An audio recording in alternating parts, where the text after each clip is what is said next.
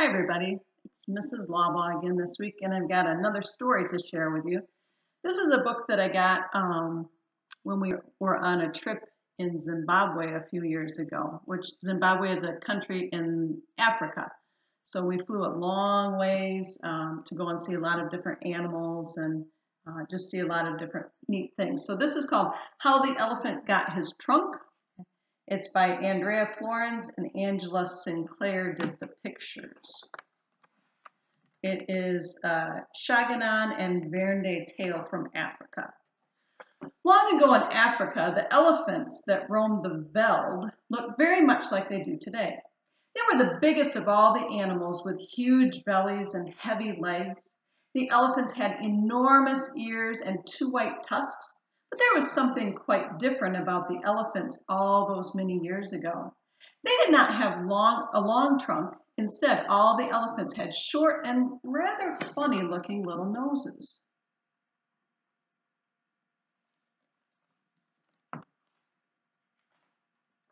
Feeding was a difficult task for such cumbersome creatures.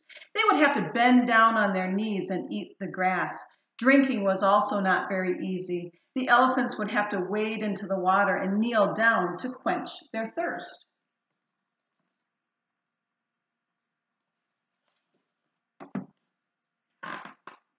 One day the herd of elephants had wandered far in search of water.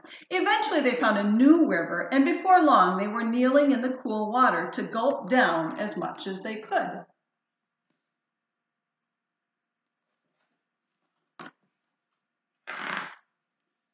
What the elephants did not know was that the river was home to an old crocodile. The crocodile was big and strong and always hungry. When the crocodile saw these enormous creatures, he was very happy. One of these big animals would make a lovely meal, he thought, as he swam slowly closer, with only his eyes peering out from under the water.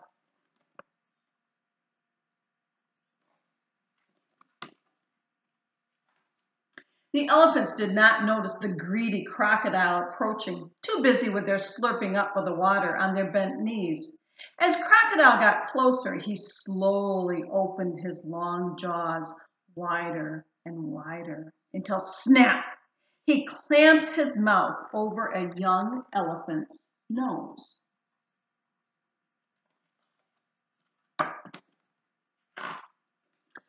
Poor young elephant got such a fright that he immediately pulled backwards to free himself. The crocodile himself was also surprised. Usually catching a creature was easy work. And so the struggle began. Back and forth they tugged.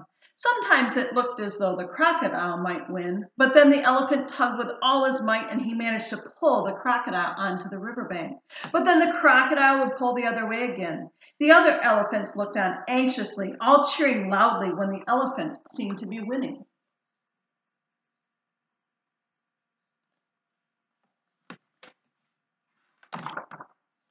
Soon a crowd of other animals gathered at the water. Monkeys, zebras, bucks, warthogs, flamingos, and many more, all cheering the elephant on because at one time or another they had all lost a friend to the jaws of the nasty crocodile.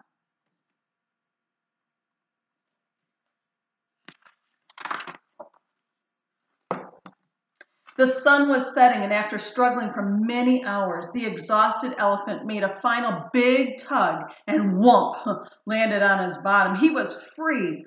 The angry crocodile disappeared back into the depths of the water.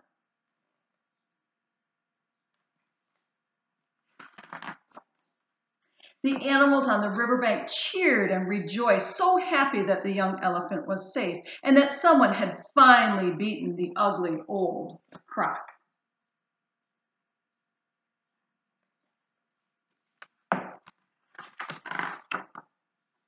Eventually, when all the other animals had left, the tired young elephant noticed that the older elephants were whispering to each other worriedly. His younger friends, on the other hand, were sniggering and laughing. His sore and throbbing nose was what they were all talking about. You can see him in the middle there.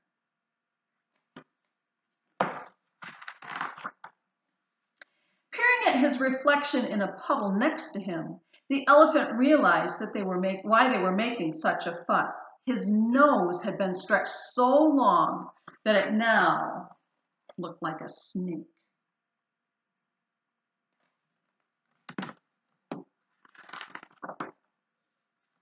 While the young elephant was rather upset with this strange new nose, he did realize, however, that he was lucky to be alive, and so he decided there and then to make the best of a long, winding snout.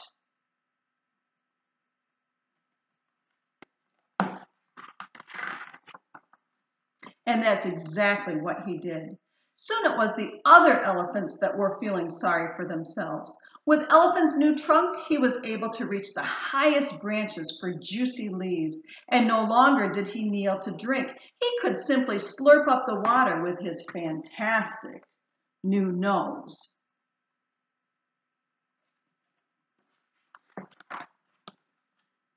It wasn't long before the other elephants made their way back to that riverbank to have a tug of war with the old crocodile. One by one, they came back with their stretched noses, and each elephant discovered how wonderful it was to have a long trunk instead of a short, stumpy nose.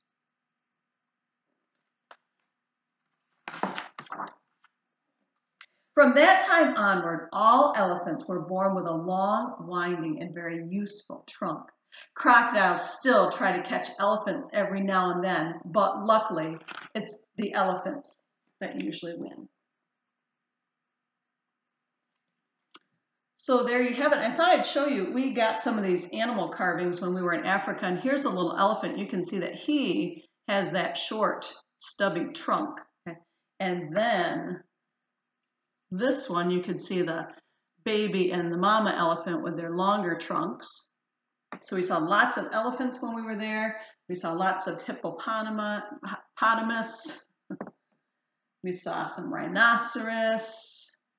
And we saw lots of giraffes. I'll try and link a video on here too where it shows one of the lodges that we were at. The elephants would come right up to the little swimming pool, and they would actually like to drink that fresh water from the swimming pool. So the video shows Abby and Carly sitting by the edge of the swimming pool and all the elephants coming up to drink out of it. So I hope you're doing well. Okay. Look forward to seeing you soon.